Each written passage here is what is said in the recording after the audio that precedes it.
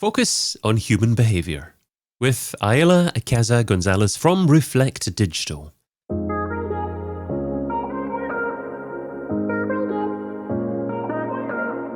Brought to you by Majestic, I'm David Bain and this is SEO in 2022. Aiala, what is your number one SEO tip for 2022? So it's pretty much increasing human focus on our SEO strategies through human behavior and cognitive biases. Okay, that sounds complicated. What kind of cognitive biases might an SEO might have? Listen, it does sound complicated. It sounds like, oh my gosh, what are you saying? Are you crazy? I'm an SEO person. I'm not a psychologist. But it's not actually that complicated. And most of the things, we know it. We just don't think of it most of the time. So obviously, there are dozens of different behaviors and biases we should be learning from. But it is true that for me, there are a couple of them that are like super important. They're like key when it comes to SEO, but not just SEO, it also campaigns in general for paid. The first one for me, that one of the most important, is the availability heuristic. Not sure if I'm pronouncing it correctly. Yes. But pretty much Sure. what it means is it's a mental shortcut that what it does is it makes things easier to remember. Mm-hmm. And that helps us make a decision. But that doesn't mean what we remember is the right thing. So what we remember is based on repetition and recency. So it's pretty much how long ago we heard and saw that information. So it could be that you've seen lately that the, robberies in your neighborhood have increased. So you're like, oh my gosh, my neighborhood is not safe anymore, which is actually not true. It's just this last time there's been a group that has been stealing things. But it doesn't mean that your neighborhood is not safe anymore. But we tend to think that just because we've seen it repeating a lot recently. Understood. So what you're essentially recommending is for SEOs to try to help to make a brand more memorable. So when someone's actually ready to buy, then they'll go to that brand instead of someone else. So yeah, it's pretty much making the content easy to be remembered. Like, let's have nuggets of content that is easy. So there's more to it. Like, obviously, we need to understand that, we're becoming, this has been always like this, but now more with the mobile phone and all these social medias coming up, we need to have all the information fast and quick. And I need to be able to understand the concept in a quickie, let's say. So pretty much what it means is that, for instance, if I'm on Instagram and I'm seeing your ads, I don't want to see numbers. I don't want to see a lot of text. I want to see an image that's showing me what exactly you're selling me. So for instance, if you're selling me leggings for the gym, don't show me that your leggings are made with, I don't know how much percent of, I don't know what fabric. Show me how it looks like in that video or that picture. So it would be the same thing for content. Show me in that content, not 2,000 words. Show me in a short way how this is working, how it's beneficial for me. Understood. So essentially it means giving someone 10 seconds to view your webpage and then to cover it up and then to ask the person, okay, what's that webpage about? What's the content about? And why is it relevant for you? Yeah. So yeah, exactly. And making that emotional connection. So you could use visuals, you could just highlights of the text, work on it with your UX team to make that content alive, that makes a connection with the user.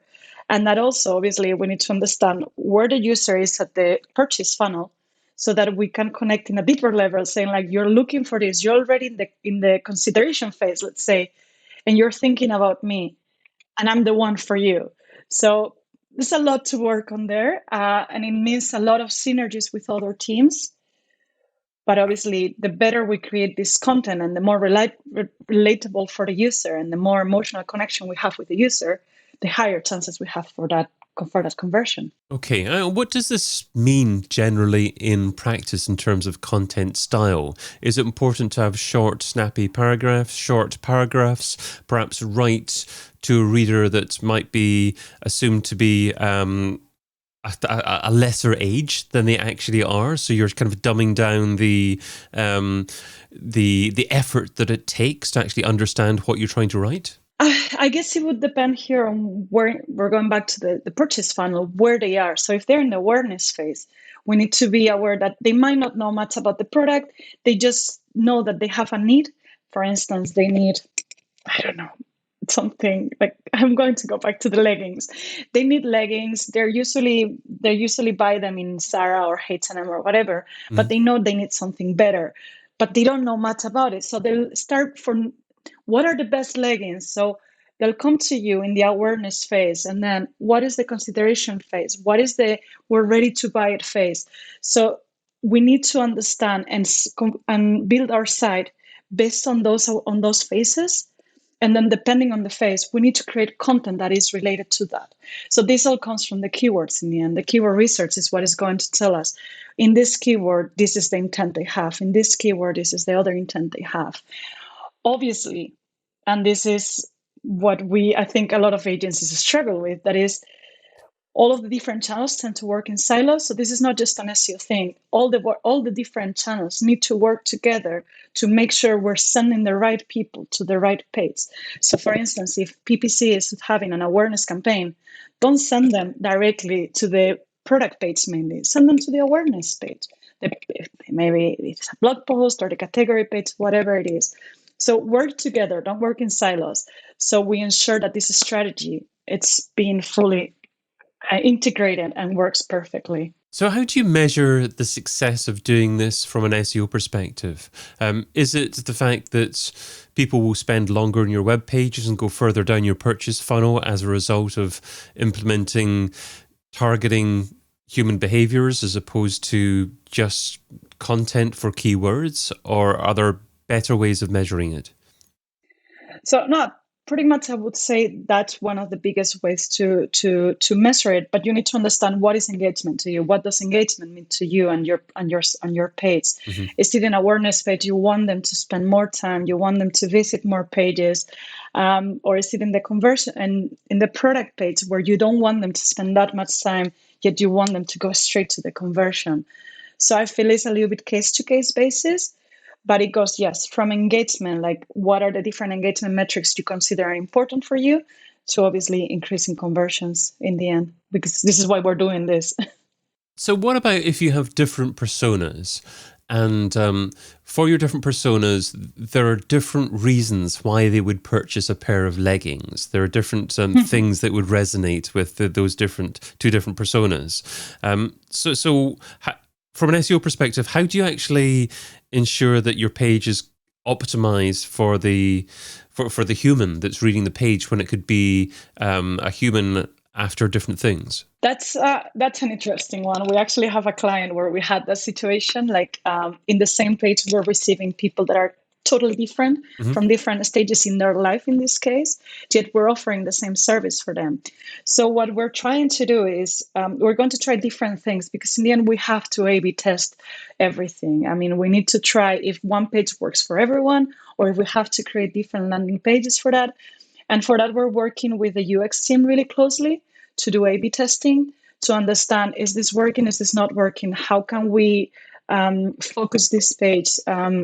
Should it be with more visuals and less text, or should it be more text and less visuals? So all these things, I think, is a synergy with the UX team and the CRO team, depending on how you're structured.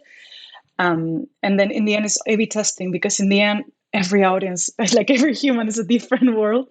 It's the same thing with every audience. All of it's totally different, depends on your sector as well.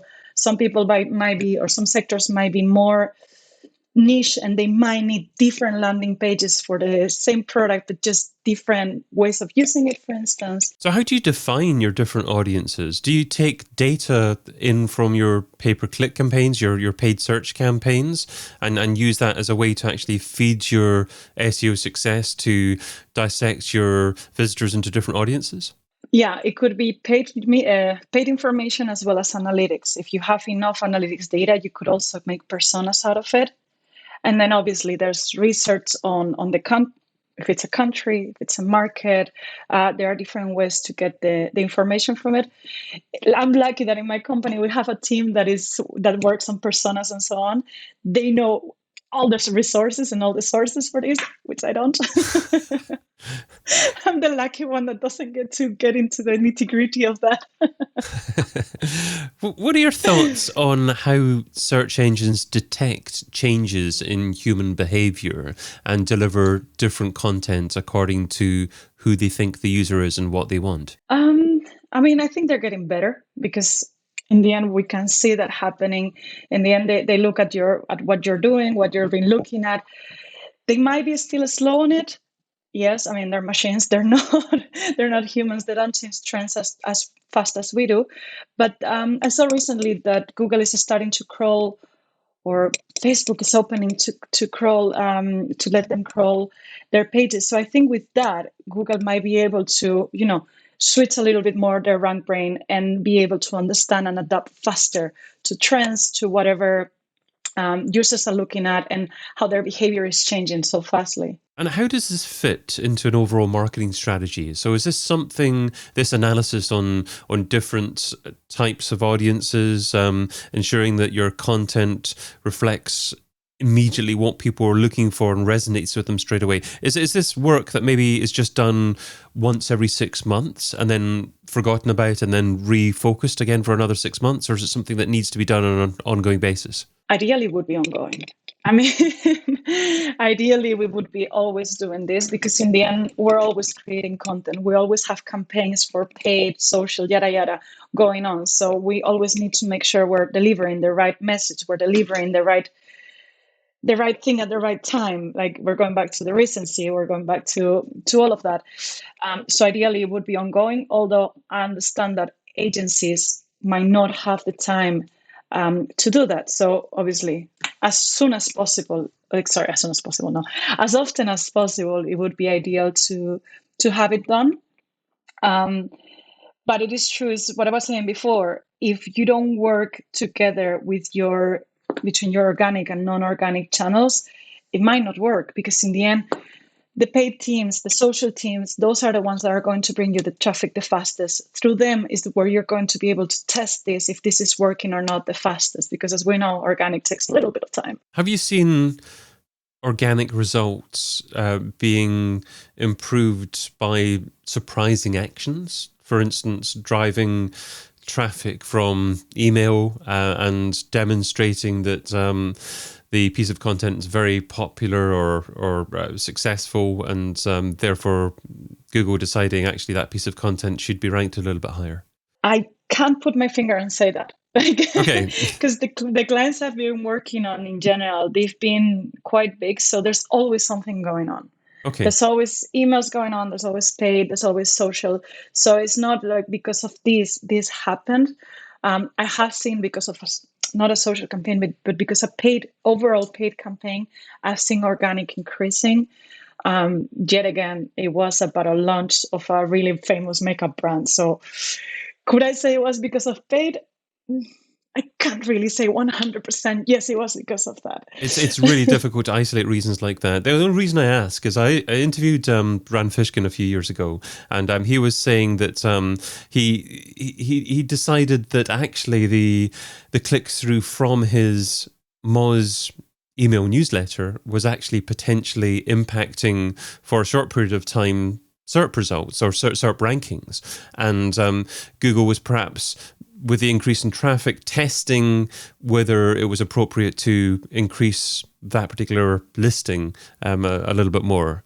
And it's challenging to tie different channels together. And the normal theory, I guess, says that the algorithm looks at organic actions and doesn't take into effect other sources of traffic. But you never know. You never know. And well, if it does or if it doesn't, what we need to think about is how doesn't matter, because in the end, what the paid teams are doing is actually bringing awareness, is putting our name out there, is being in the user's subconscious all the time. So when they need something, thanks to the paid teams, they'll be like, oh, wait, this brand was showing me something about this and that. So organically, they will come to us. So this is what I'm saying. It's so important to work together, because we don't work in silos. We should not be a silo. It's not like, oh, I do this and this doesn't affect anyone. No, whatever they do and whatever I do, it's going to impact each other. We're an orchestra. If we don't play together, it brings it back to your original tip, which is focus on human behavior, and that's not even necessarily just users. It's actually people working in other marketing departments as well. How can you join forces and make the overall customer experience a little bit more fluid because you're working so effectively together. Exactly. I mean, it's totally that in the end. So if an SEO is struggling for time and they agree that actually they should understand humans a little bit more and focus on humans and not just the technical side of things, but they're very busy, what's one thing an SEO might be doing just now that is probably not a great use of their time that they should probably stop doing in order to spend more time doing what you suggest? A lot of people might shout at me now, but like, stop chasing Google that much. I mean, we've seen how Google, yes, technically speaking, is really important that we are ready for them, that, all the technical stuff, the HTML, JavaScript, yada, yada, yada, it's there 100%. But everything else, I think that Google is actually fixing their algorithm so it adapts to humans. Why are we chasing Google? Let's chase the humans. That would be it. That's a great piece of advice. Chase the humans. Yeah, you can find Exactly. Aiala Icaza Gonzalez over at reflectdigital.co.uk. Aiala, thanks so much for being part of SEO in 2022. Yes, thank you very much for having me. Check out the rest of the content from SEO in 2022 over at seoin2022.com.